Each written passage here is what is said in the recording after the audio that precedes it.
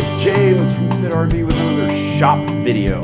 We actually, now we're home and I get to be home for like 4 or 5 days. So I'm excited to get to work on some more shop projects. I've done a lot since the last video, so we're kind of due for an update anyway, but there's still a lot more to be done. Let's go. Whoop. Okay. So, where to start? Let's see, starting over here, I guess, right here. You can see I got my electrostatic mat in that's filled up that space in the cabinet. You can also see I've started to paint the sides of these cabinets. These were like crappy cabinets, that was particle board. So you get a piece of thin plywood, paint it, apply it with contact cement. I've done that on the side, so I went with a red because there's already a number of other red accents in here. So plus it's Barney. So we're gonna go with red for that. Other cool new stuff is I got a new drill press. This is a drill press that has no belts. You know, in the day, you used to have to take off belts and do that to change the speeds. Not with this guy. This is processor controlled. It's a fantastic machine, and I've been using the heck out of it. Love it. Moving further down, I installed the TV. Not because I'm the kind of guy that feels like you have to have a TV in every room, but we actually put up fewer TVs in this house than in the old house, and that was extra. So it was either that or throw it away. So I decided not to throw it away. There's a TV. Moving further down, here again is some of the cladding on the cabinets, and this is the stuff I'm using actually. Milk paint. Got it? Milk paint. Because it's kind of an antique-y looking sort of paint when you see it, and it's got kind of almost a chalky feel and texture to it. I've sealed it so it doesn't rub off on my fingers anymore. But I also installed a sound system. We had these old surround sound speakers in the old house, and they didn't quite work in the new house. There's no back wall where the TV is, so I had extra speakers. So I bought a head unit, and it sounds pretty good. Yeah. I actually wrote this song. We're gonna wait until I come in on the drums.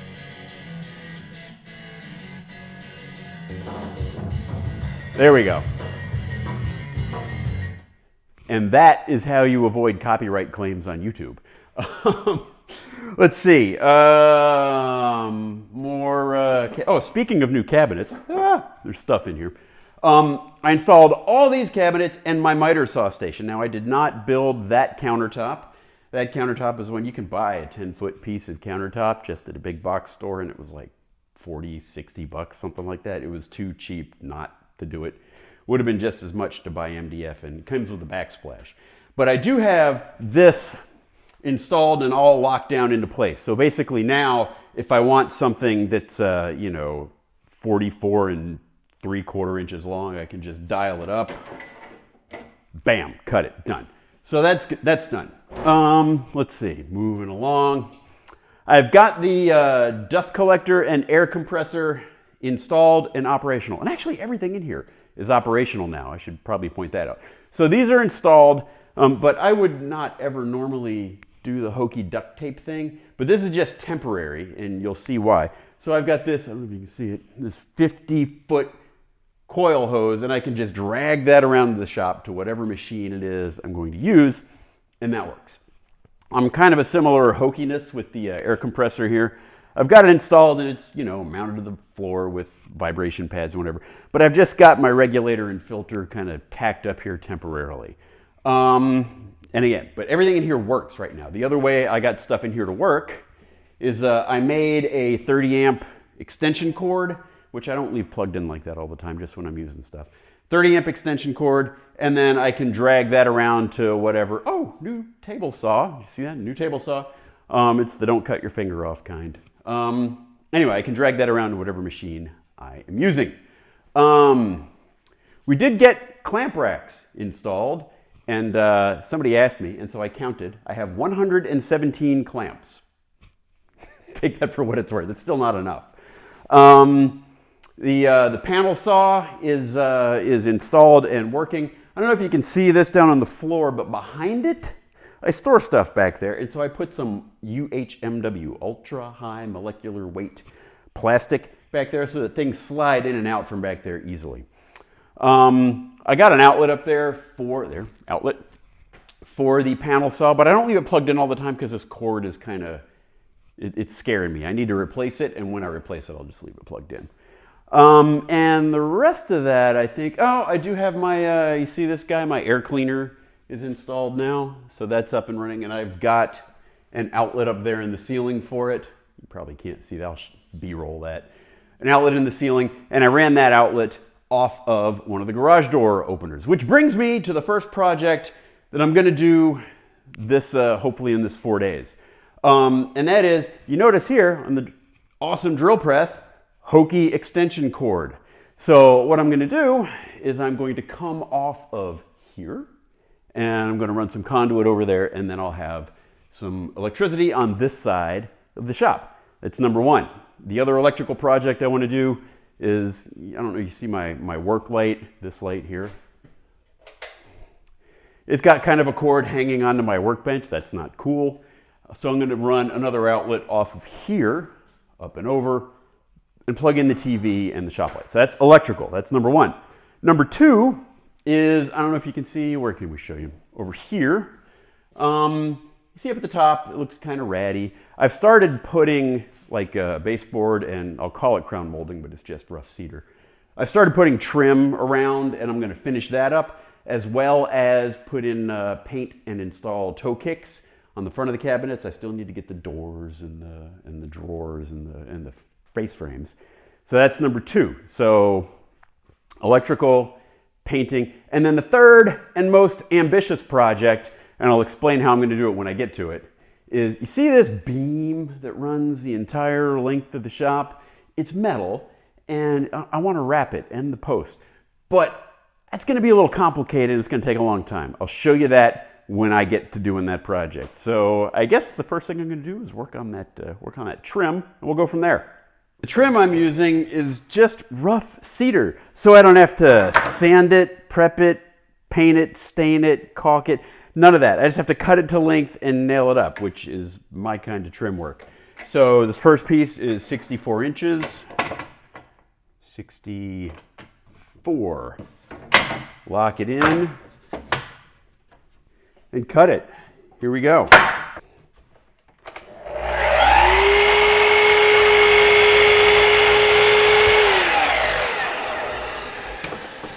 Done. Boom. Done. Remember, my air compressor works now.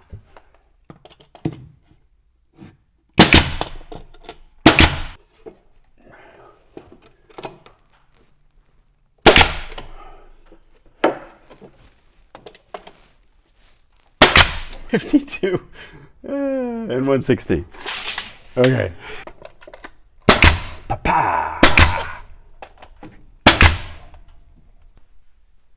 Okay, well, I finished the trim and nobody died and I've still got daylight. So as Steph will tell you, I tend to cram too much stuff into any given day. So we're gonna keep going. I'm gonna fix my little outlet situation here. I think the easiest way for me to do that is just to punch out of here and run straight up and put another little 4-inch box up there near the ceiling. That should be pretty easy, assuming I can find the breaker that shuts that off. And I'm also going to try to cut and start painting the, the toe kicks for these cabinets. I'm going to try to do that today, and that'll probably take me until dark. So let's get going.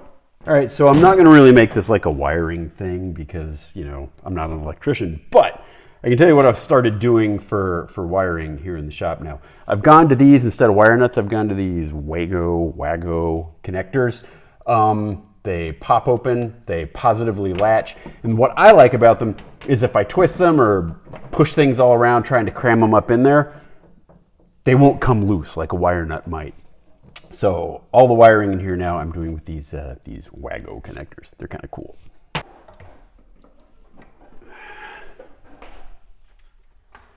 Okay, so it's like, and then some stuff happened, and now there's power. So I'm going to hurry up and try to clean up these cords, maybe put them in some wire loom or something, get that one over here, and then hopefully I still got time to start on the toe kicks. It's only 7 o'clock. Toe kicks are pretty easy. I've already cut these to length, and I'm just going to rip them so they'll fit under there properly.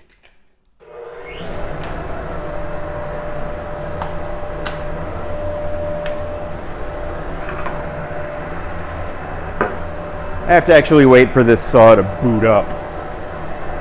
That's new to me.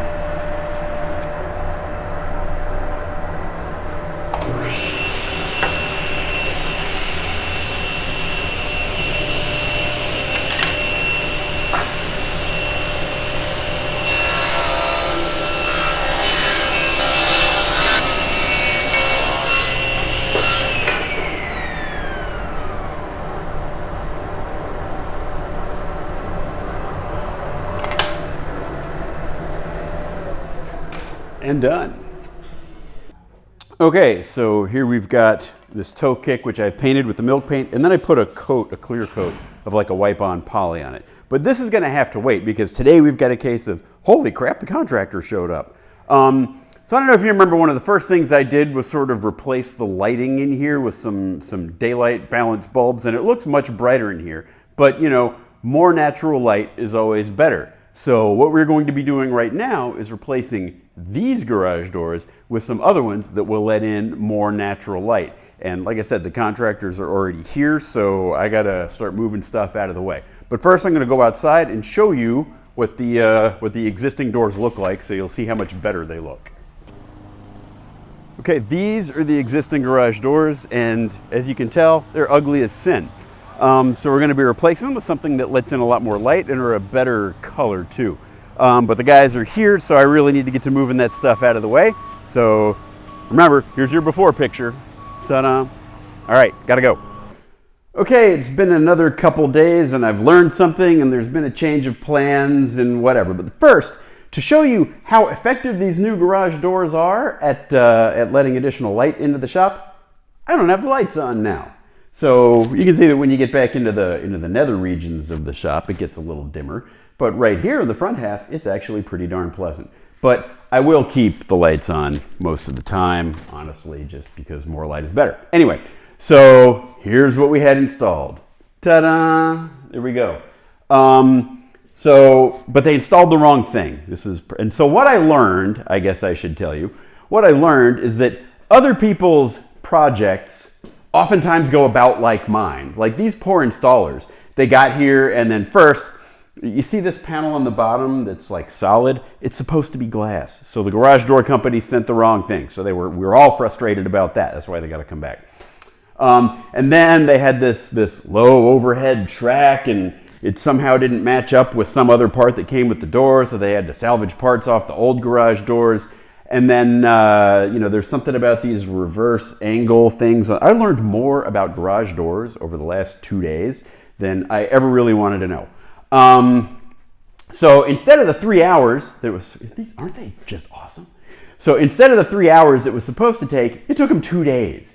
And while they were working in here, I really couldn't get to work on any of my projects. So there's been some changes, like the additional wiring I wanted to run, over to here to the drill press. That's not going to happen because they were working up here, obviously. So I couldn't get to that. I will get those toe kicks installed, but that's really about it. And the whole thing about the last project of covering the beam, which is the cool one, not going to get started on that because I was only here for like 4 days and they took 2 of them installing these doors. Anyway, the doors are in, they're cool. Those other projects will wait until next time. The other cool thing, they had them kind of in place last night, and from outside, I should show them to you from outside, but from outside at night with the lights on in there, it was just awesome looking. They look like $1 million. So let me show you these. And now we have the after, and they're also kind of mirrored. Like, hey, I can see myself in the thing. So, and with the lights on at night, they're just fantastic looking. But right now, we've got to get going. I've got to do a couple things to Parky here and load up because we are going to be on our way to Sea Otter bicycle event and then to another national park. So I got to get going on that. Sorry I didn't get all the projects done I wanted.